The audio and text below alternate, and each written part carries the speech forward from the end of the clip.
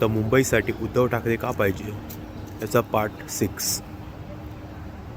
तर जसं धारावीचा एका प्रकल्प आहे, या राज्य सरकारने अडाणीच्या घशात घातला. काय गरज होती? जर पुनर्विकास करायचा होता तर म्हाडाने केला असता.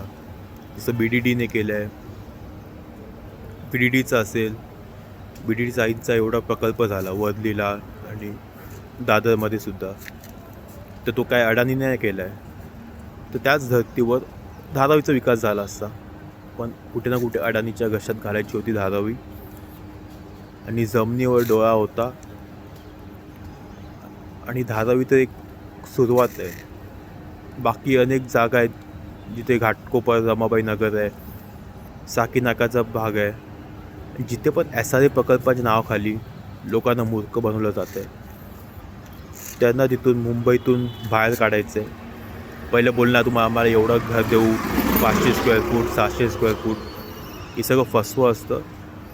शेवटी तुम्हाला तिथून बाहेर काढून कुठे भलतीकडे, जसं सायनमध्ये झालं. सायनमध्ये कोळीवाडा होता, जुनं गाव होतं सायनचं.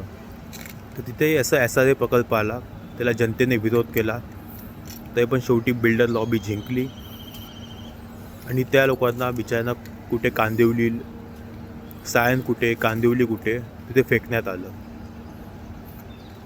म्हणून तुम्हाला जर का मुंबई वाचवायची असेल तर उद्धव ठाकरे यांना साथ द्यायलाच हवी या निवडणुकीत.